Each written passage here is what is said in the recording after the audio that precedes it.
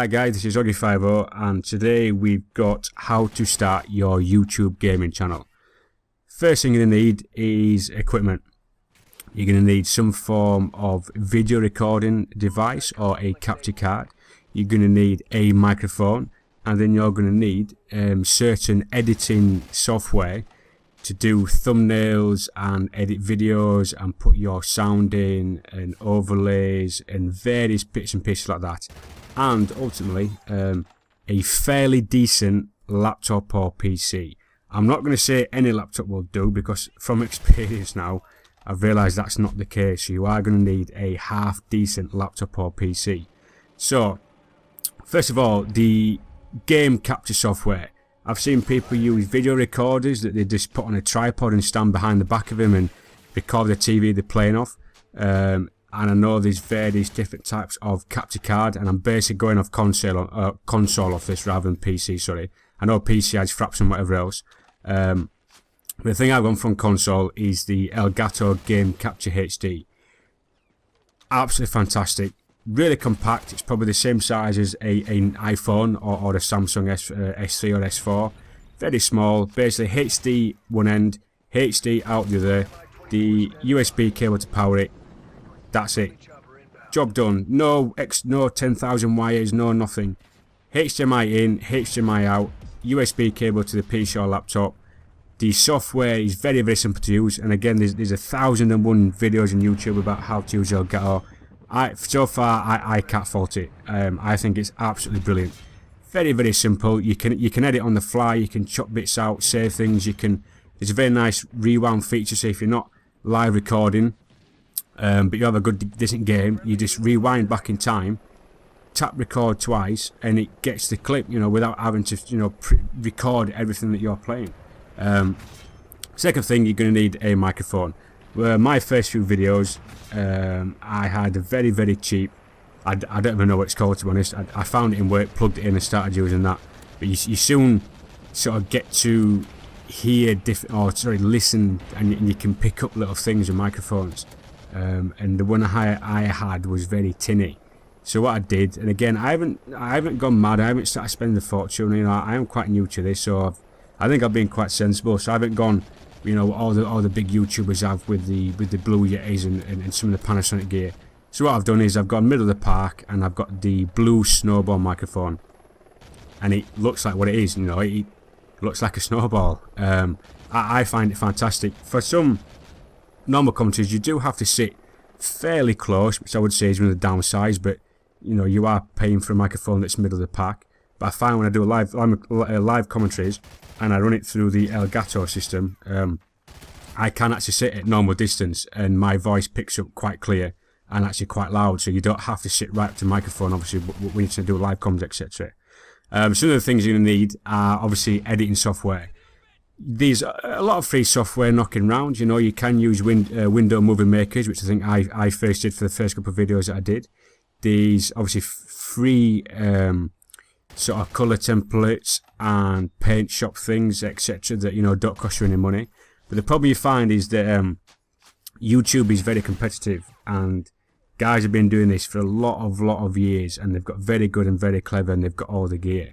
So for you to try and get noticed using free software, which I'm not saying it's bad, but you're not going to get the wow factor and the effects and the pixel quality that you might be looking for some of the more expensive editing software you can get. So for example, the editing software I've got is to actually render the videos and actually do the gameplay and put obviously my audio in. I use Sony Vegas. I've got Sony Vegas Pro 12. Very good software. Again, I had to go onto YouTube a lot to sort of find tutorials on how to edit certain things and put overlays on, and how to put my audio in first or second, and how to make things quieter or louder or change the brightness. So that took a lot of learning and a lot of hours fiddling with it. The stuff like your thumbnails, etc. There's Adobe Photoshop, and if you want to do an intro like I've got, you are going to need something like Adobe After Effects. Again, good top tip, which is the way I've done it, is if you just go on YouTube and type in, YouTube After Effects templates, free downloads, you are going to find hundreds of guys with templates that you can download, basically as it says, a template for it. And as long as you've got After Effects, you can tinker with it. As long as you do it, and I've done it, and you can see it in my entry if you want down below. I've put a link to the guy's website. You know, it's only fair. If somebody's offering you like a free download, then it's only right to sort of link them in and give them credit for it, which is what I've done. Another thing with the PC or laptop, guys, I use my laptop for quite a few of my videos now. I've got a Sony VAIO. It is quite a powerful laptop, so I have been quite lucky. But the problem I was having is like a 7-minute video was taking over an hour to render, and when you obviously if you want to do YouTube a lot, it's not acceptable because you're spending so long just editing videos rather than actually getting to play gameplay. So what I've done, and I've always wanted to have one anyway, is I basically upgraded and I got quite a powerful PC. Now an 8-minute video basically renders in 8 minutes. My graphics are amazing. Everything's just so quick. But it's not a must-have. You know, any half-decent laptop will do for the time being. You know, you don't have to start spending hundreds of pounds for this. Because especially if after a month and you give up, you know, you've wasted a lot of money. I mean, I've done over 50 videos so far. I'm enjoying it. I do like doing it. So I'm now putting the investment in now. So, for your capture card, again, I've already mentioned the Elgato is fantastic. HD quality. I don't do them in 1080p just because it uses so much memory. And to be honest, most of the games that you play are rolling 720p anyway. But I know some people say, well, they'll do it in 1080 because YouTube downscale your video quality. So it probably downscales to 720. If you do 720, it might downscale it even worse. I haven't found a problem. I think a lot of guys do it in 720 as well. It's still HD. Again, if you're using like a video recorder and you're recording down at something, you know, like 220, or, you know, people are going to turn off quite quickly because, you know, everybody does HD nowadays and they want to see good quality stuff. Same with the microphone. If your voice is very scratchy, or if it's too loud, if it's too quiet and you can hear your mum or your dad in the background screaming at you to go to bed because it's late and you're still messing around with videos and you should get a job, etc., then people are going to turn off. When it comes to actually getting people to watch your videos, things like thumbnails are a very good thing to do, but I think they're quite a hard thing to master. I'm still playing around with them. I know you should have a certain thumbnail style for a certain series so people can recognise it straight away that it's one of your videos. That's one thing that I'm still experimenting with.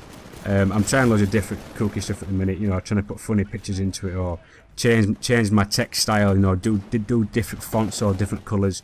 So that's one thing I'm still playing around with. I like to think that my thumbnails are quite decent. Or obviously you clicked on this video because you've seen the thumbnail and it's drawn you into it. If you want to do intros as well, I think a good rule of thumb from a lot of the big YouTube guys is for your intro about 8 seconds, which I think mine's about 8 seconds. Nice little bit of music in the background, something quite nice and simple that people can recognise straight away.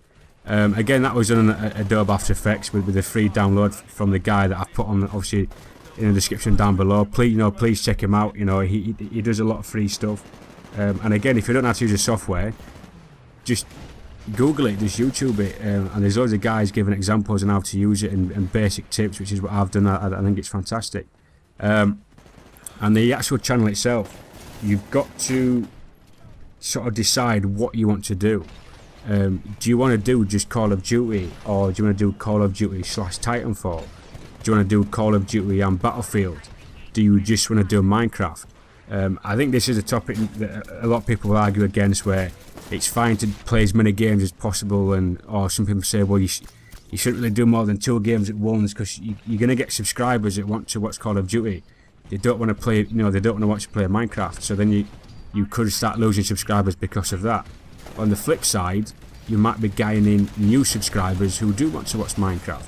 Again, that's something that I don't really worry with too much, because I'm only starting off and I'm slowly building subscribers, but I'm not really focusing that much. One thing you're going to get though, you're going to get a lot of guys coming on saying, you know, sub for sub, and I'll sub to you if you sub to me, and we'll help each other out. I've not got a problem with that. I've done it I think twice now, if I honestly, you know, want to admit. But I tend to ignore a lot of them because they don't watch your channel, and I'd like to hope that you do YouTube because you want people to look, and you know, you've spent a lot of time doing videos and editing software, whatever else. You want people to appreciate it. So guys who just sub to you because you're subbed to them, they ain't ever going to watch your videos. So you've now got an audience of technically 0, even though you might have 200 subscribers. I would rather people subscribe who want to watch what I've got, not just sub to sub that help you out. Again, I don't have a problem with it. I just rather have subscribers that actually want to talk to me instead. And I get decent video views and people want to watch what I do. So at the minute, I'm just doing Call of Duty and Titanfall at the minute, and I've realised that not a lot of people like Titanfall. I enjoy it, so I put it on because there's no point in doing things you don't enjoy. But I do realise that if I was to put a third thing on my channel, it might put a lot of the guys that like to watch Call of Duty off. So I think that's one thing you've got to sort of make your mind up straight away is, what type of channel do you want to be? Do you want to be a first person shooter? Do you want to be like a one video series only, for example Call of Duty? Or do you want to do numerous things? I think a lot of the big YouTube lads that do like to do other things have got a second channel. They can do that quite easily. Overnight they can get 10,000 subscribers to their second channel that does Minecraft, within one night. But that's because they've already got the base there and it's something they can work off. Another good thing as well is beware of copyright music. That's one thing that YouTube brought in at the end of last year for 2013. And again, if you look at in the description for my intro, I will have a link to the music that I use for my intro, which is got from the YouTube audio library, which is a very good thing.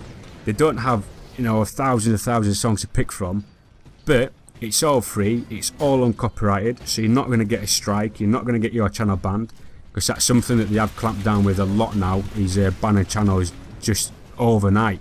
You get 2 or 3 strikes, your channel's disappeared, there's no getting it back, it's gone. So you've got to be very careful with putting like music in the background, and if you do, you've got to basically ask the artist permission, put a link in the description and whatever else they might want you to do, so they don't sort of pull you up for using their music. So I'm very careful with that, and I don't really put music in my videos at all. I think I did one, but that was from that YouTube audio library. So again, I did put a link in the description to sort of cover myself. So anyway guys, there's a very basic run through of what it's like and the sort of kit you'll need for YouTube, and I would say give it a go, by all means. You don't have to spend a lot of money. You can get a lot of decent kit from eBay quite cheap that guys have tried and obviously given up and failed, so there's now selling microphones off and whatever else. There is ways and means of getting stuff like Photoshop. I'm not going to tell you how to do it because that's not for me to say, but I'm sure you can YouTube that and probably find certain places to get this from, or you can purchase it. That's entirely up to you. But I would give it a go. I find it a lot of fun. I enjoy doing it.